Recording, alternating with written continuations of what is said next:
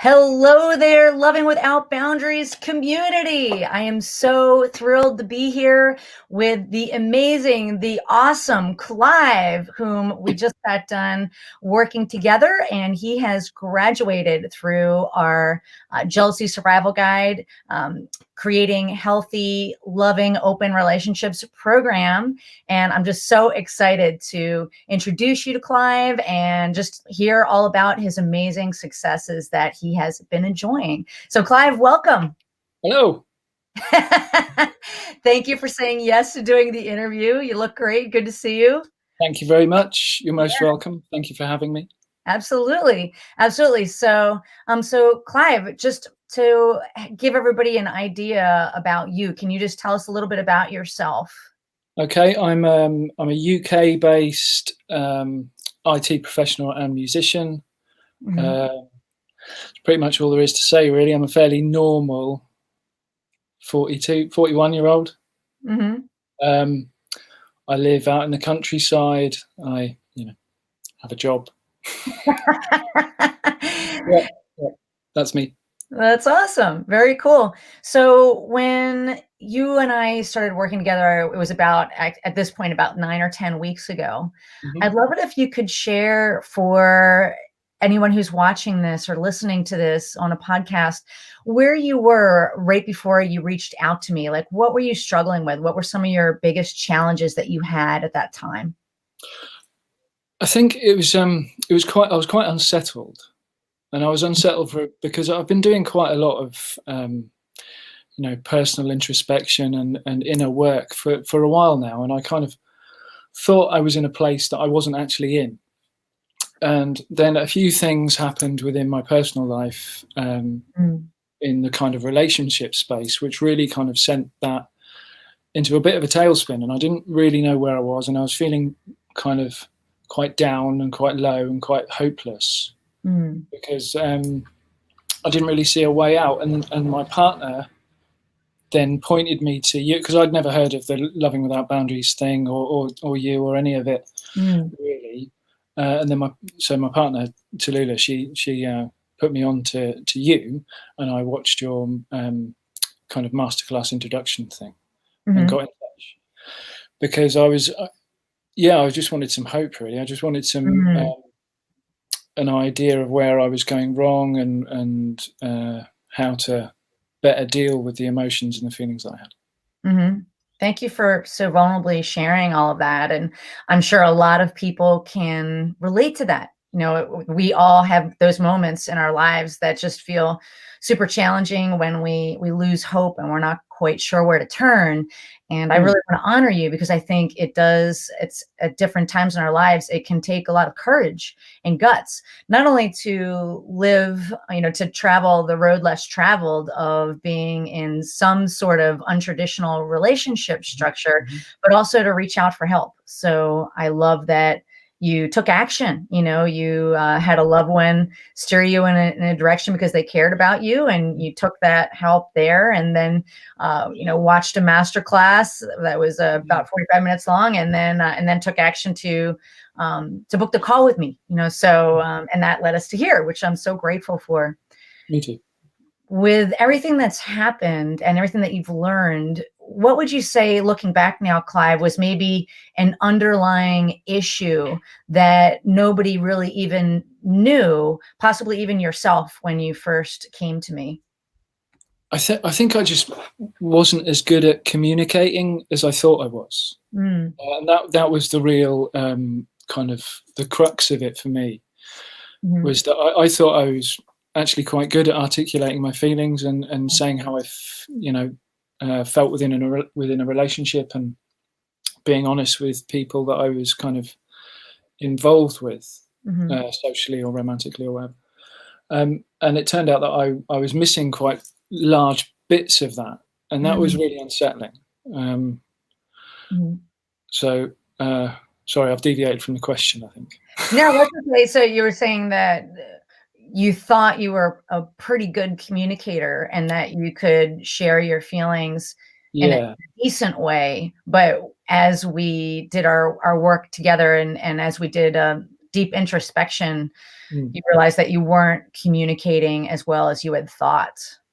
Well, I mean, that's the thing. There's always room for improvement, isn't there? Yeah. It's just you know, at the beginning of this process, I was feeling quite vulnerable, feeling quite upset, feeling quite guilty Mm, about being me, basically, which is a continual theme throughout my life. yeah. Do you mind sharing a little bit more, whatever you're comfortable with, about that bit? Because I'm sure a lot of people Mm.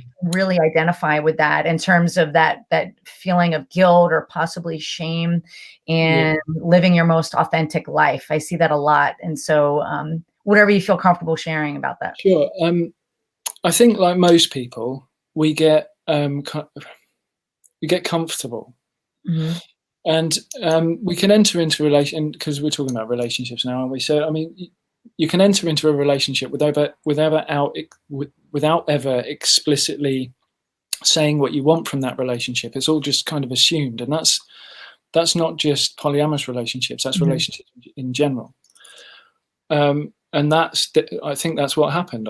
I was in a relationship, and I have been in a relationship with the same person for an awfully long time, and our relationship has grown and developed and changed shape. Hmm. And there was no kind of commitment of exclusivity in this Hmm. particular iteration of our relationship. And I'd been on kind of dates with people. I'd reached out to people before, and that had been kind of okay. There'd been no kind of fireworks, as it were. Hmm. Um, and then a situation happened a few months ago, and there really was a sort of a deep unsettling. And it was because we'd never had those conversations. We'd never been through what we wanted or expected from the relationship or each other. Hmm. Um, and it was all that kind of an assumption on my part, and perhaps an assumption on her part, and the the inevitable miscommunication that comes out of that. Hmm. And so I'm the polyamorous one in the relationship. My Hmm. partner is. So there's an awful lot of guilt in that for me, in that I feel like I'm dragging her down this path that she wouldn't necessarily want to go down ordinarily. Hmm. Um, and yeah, I felt definitely at the time that I was kind of negatively affecting her mental health and her life in general. Hmm. Yeah, I remember that was a big concern that you had, just in terms of, was you being yourself, and Mm, having, like, kind of coming from a place of self-acceptance. mm. Was you being you hurting other people? Like, that was kind of a theme that we went back to in the beginning quite a bit. Yeah, definitely, definitely. Mhm. Yeah. And it's I don't think it's a rare thing. We put ourselves in these boxes, and we do it quite early on in life because we're told by parents that if you do this particular thing, you'll get in trouble, or you're told by your bosses or your teachers or whatever that you have to behave in a certain way, Mhm. otherwise other people are negatively impacted, and that kind of internalizes, and we build these walls around ourselves to keep Mhm. our kind of innermost self secret from the world. Mm, mhm. And sometimes that works out because the secrets aren't that bad, or you can just Yeah. deal with it and they never like raise their head. But if you're like me, they're just raising their head all the bloody time, and you're in this constant like um, process of having to uh, deny feelings or emotions, Mhm. and it's exhausting. Yeah. And actually, you can be in a relationship for an awfully long time, and it never actually becomes that dramatic because you can be happy, and you can be Mhm. happy for years. But it's when the chips are down, and when you're struggling through this, that, or the other, which we all do because we're all human. And Mhm. it's at those times that this stuff really rears up, when it Mhm. can cause the most problems. Yeah, I love how you use that word denial, like denying who you are, how you want to show up. Mm.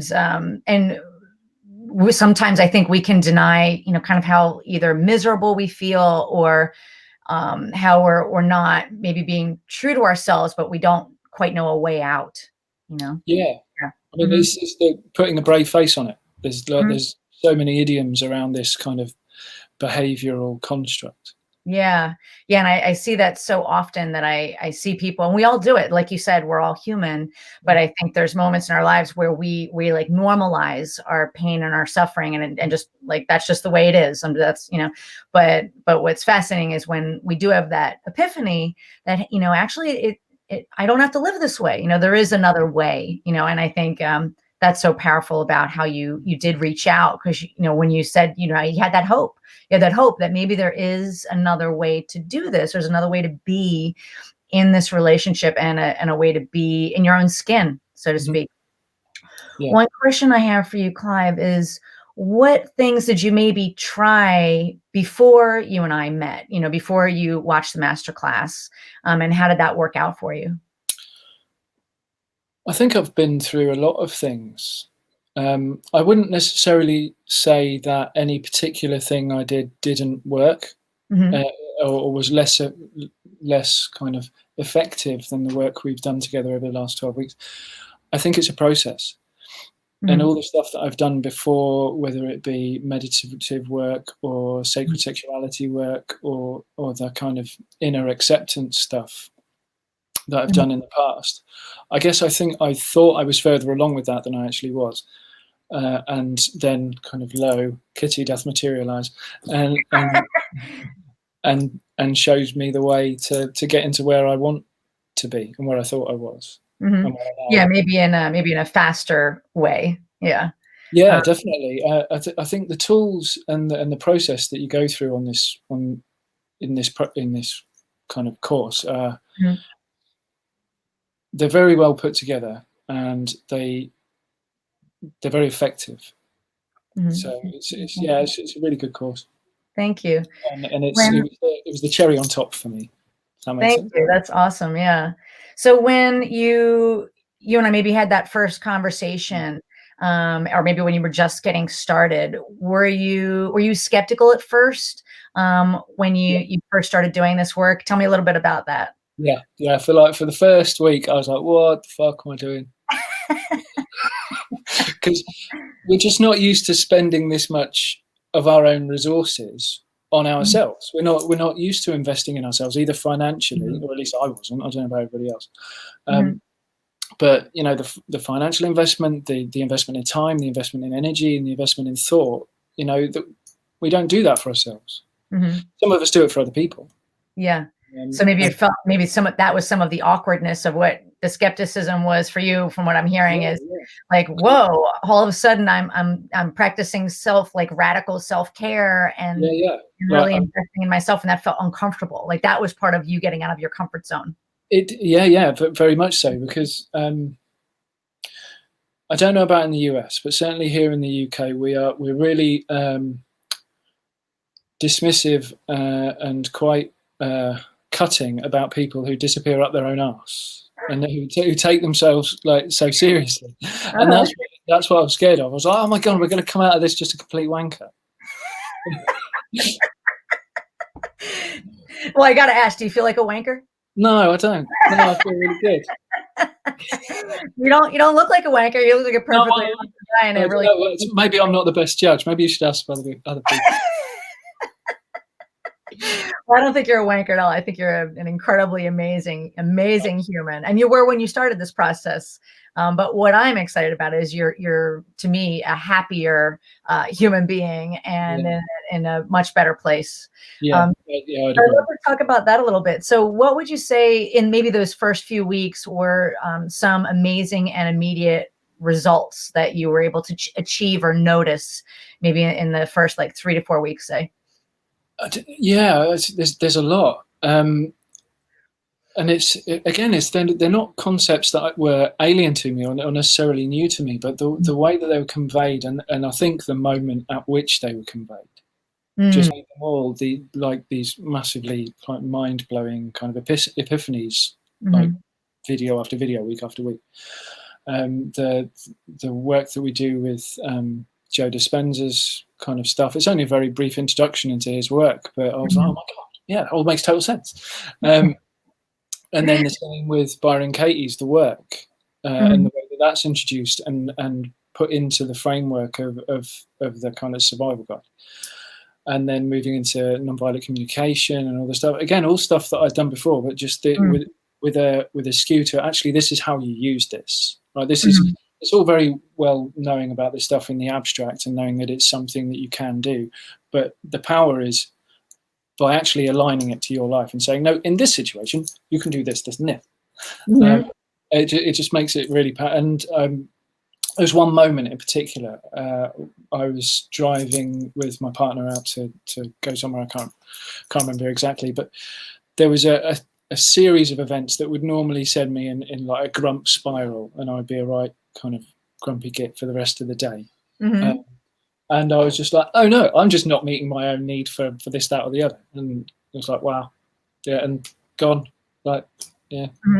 Yeah, like what I'm gathering from all of that. So for our listeners, Dr. Joe Dispenza is an amazing human being that I've also grown to love his work, and he shares in some ways everything that one of the themes through the program is self-responsibility and self-empowerment.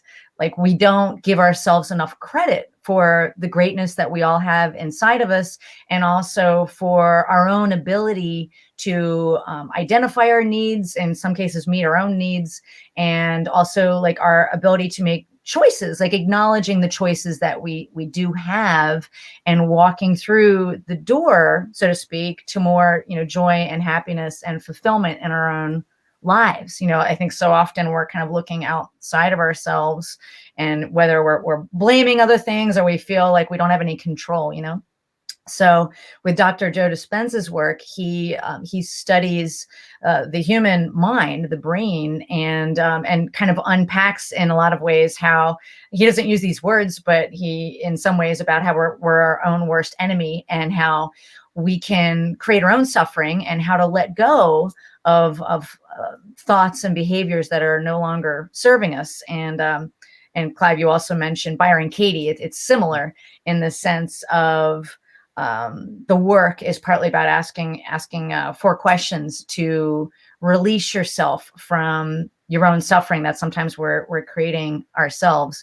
And so I love what you shared about how you just started to, you struggled the first few weeks, but around like week 3 or week 4, you started to just have like massive shifts that were really noticeable. And like this light bulb went off. That was just an honor, to watch your greatness shine, and to see you just start to really come into yourself, and kind of allow, have that self-acceptance and that self-love for yourself, and also to allow other people to enjoy you kind of blossoming into yourself and practicing these tools. And I guess one question I'd love to ask you is, the program we have, there's course material, there's live coaching with me, and there's also community building with other people. How did those kind of work in tandem in a way that was helpful for you? Well, that's exactly it. They work in tandem. It's kind of a multifaceted approach, that you don't have the kind of abdication of involvement that you do with just CBT or computer-based training. The coaching sessions are there if you need them, to motivate you and to help you through tough spots, and then the group session work is well, it's just nice to be around other people going through the same thing, and they all work really well together to create a framework that it just works. Did you feel that it was helpful, maybe from either an accountability perspective or for creating momentum? All of the above, I think. Yeah. Because you have that call at the end of the week or the middle of it, whenever you happen to do it. So you want to get stuff done. You want to be able to say, actually, I've got a thing that I want to celebrate here, or there's a question I want to ask here. So it does provide you with that kind of impetus and that motivation to dig in. That's beautiful. Yeah, and one thing I really want to honor about you, Clive, I told you this on our last one-on-one call, like, you just showed up so amazingly and so powerfully, more than anyone else who has done this work with me. So I just want to honor how powerfully you were on, like, almost every single call that you could join. You were just really dug in and took this work seriously. And that's partly how you got such amazing results. And so with that, I'd love it if you could just share, where would you say you are now? Like now that you've graduated through that program and you've really dove into this work, and now you've kind of put a lot of this into a daily practice, where would you say you are now in relation to where you were from the beginning? I'm now where I wanted to be in the beginning. Nice. Yeah. So where I Yay! yeah, exactly, yeah. So where I wished I was at the start and Mhm. was lamenting the fact that I wasn't is now where I am. So I've got this that self-acceptance that we talk about, that this kind of hallowed grail of like what all us aspire to. Mhm. Yeah, I just feel a deep sense of acceptance, and it leaves you with the kind of knowledge that you can navigate these troubled waters that is life, Mhm. and still hold yourself true to your values and integrity and all that, because the storms don't stop. There's no Mhm. let up in the the nonsense that you have to go through on a day-to-day basis, but your ability to hold yourself is what I'm really finding that I value from the work. That's That so beautiful. Yeah, I love the way you describe that you hold yourself there, like that kind of inner security and confidence, I would say, and like inner strength, because now you know what you're capable of, and you've got yeah, all these tools and strategies and a support system, whether the support system is, your local partner, but also the community and the friends that you've made through this process, and knowing that I'm an email away or a call away. Yeah. and the knowledge that you can provide, at least in a lot. Well, actually, no, in a lot of ways, you can provide your own support system. Mhm. Um, when the real so there's an awful lot of stuff that I've got, an awful lot of benefit that I've got from this course in the communication space, but I Mhm. think the most powerful aspect of that is the inner communication. Um, I now understand far more about my own inner workings than I did before, Mhm. That's and that's the really powerful thing. and Uh, how does that help you to feel? Like, does that give you a sense of like inner calm, or how does that affect you in a positive way? I don't know. I'm not like, I wouldn't say I'm necessarily calm all the time. I'm not like sort of floating around on a cloud of zen. Um, but I understand where the stuff's coming from. Like, so, Mhm. um, the feelings that we are all subjected to, Mhm. they're feelings. They're a veneer that sit on the top of the actual cause of that feeling. Like, Mhm. sadness isn't a thing in and of itself. You can't like trip into a bucket of sad. Like, sad is a thing that you experience because of other things. Like, I'm sad because I'm grieving, or I'm sad because I'm feeling guilty, or all of these things. It's the guilt, Mhm. the grief that's making you sad, and it's the ability to interrogate that and drill into it and really find out what it is that's making you feel that way. Mhm. Yeah, that's so beautiful. So like that inner understanding and knowing that you can unpack it, you can understand what's beneath the feeling, so that then you can take like positive action, or, some sort of intelligent, inspired action to help yourself. Yeah, And then that positively affects the people around you. Because, like you said, sometimes you would notice, hey, I'm really grumpy. That's not pleasant to be around, or it's not helping me communicate.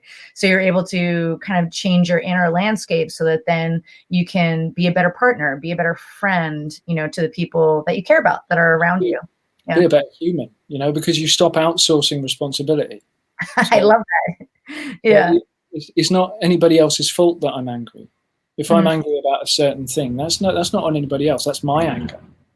Mhm. If I'm feeling, well, it doesn't matter what the emotion is. That emotion is mine, and it comes, and the really powerful thing is that it's not just the negative emotions; it's the positive ones as well. So, Mhm. this is a polyamorous skew to this work. Yeah. So that word amory, that love, that's Mhm. not beholden on anyone else. That's mine. I Mhm. can feel love for you. I can feel love for like any number of people. Mhm. I don't need that to come back because it's mine. I'm in control of that. I'm the recipient of that. I get to enjoy it, and it doesn't matter if it's reciprocated Yeah.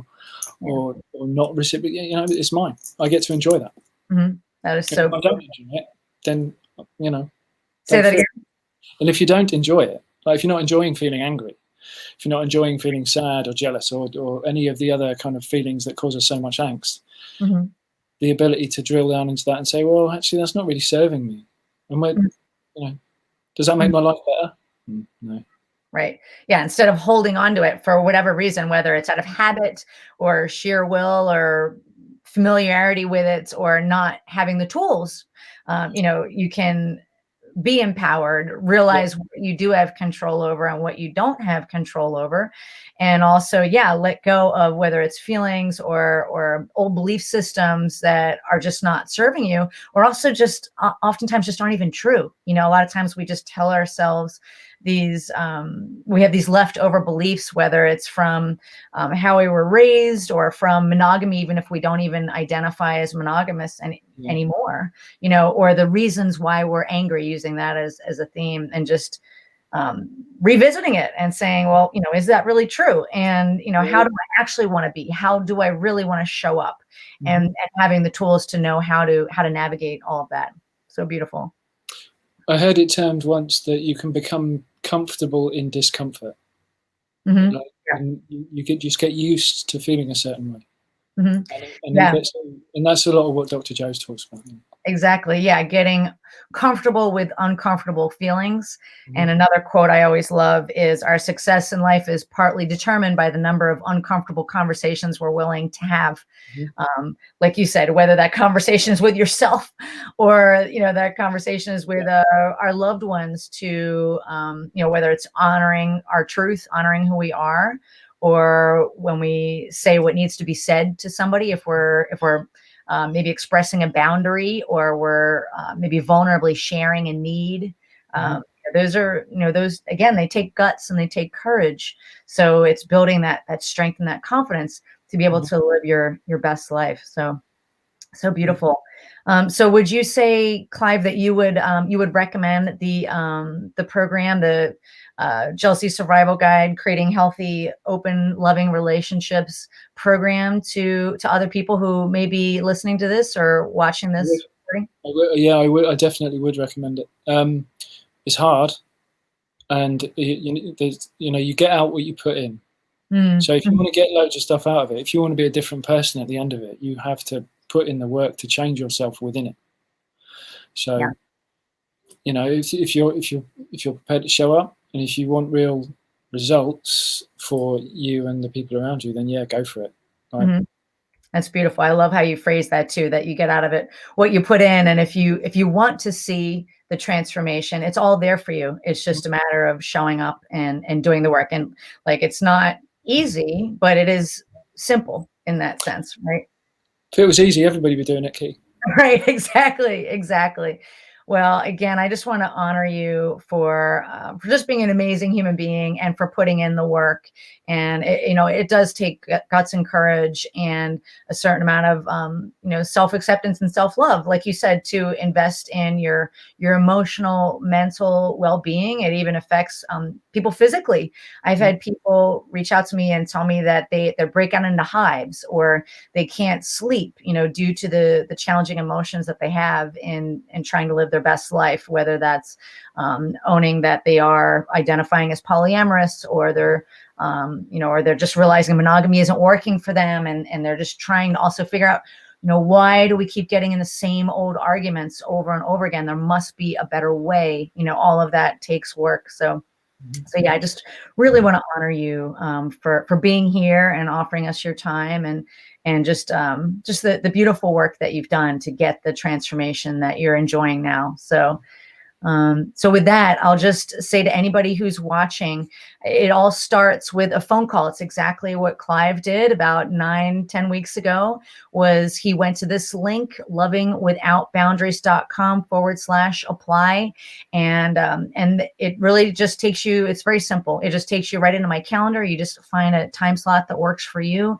There'll be a short little series of questions just so that I can serve you the best on that phone call, and then we'll just have a conversation. I'll get a deeper understanding of what it is you're struggling with right now, where you'd ideally like to be. And if I can help you close that gap, we can talk about different ways to do that. And if we're not a fit, we can talk about different ways to get you where you want to go. So I'm here to support this community. And I love talking to amazing folks who are ready to do this work and do want to see transformation in themselves and their relationships. So again, that link is lovingwithoutboundaries.com/apply. And you also could have amazing transformation like Clive did. So Clive, just thanks again for your time. You're just so amazing. Anything else you'd like to share before we say adieu to our amazing community?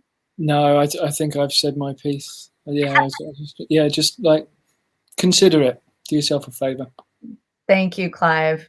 All right. Well, great to see everybody here. Thank you for being here and for living your courageous life. And if you're struggling, you don't have to go it alone, and you don't have to live that way. There are tools and strategies out there if you're willing to put in the work. So take care, everybody, and have a great day.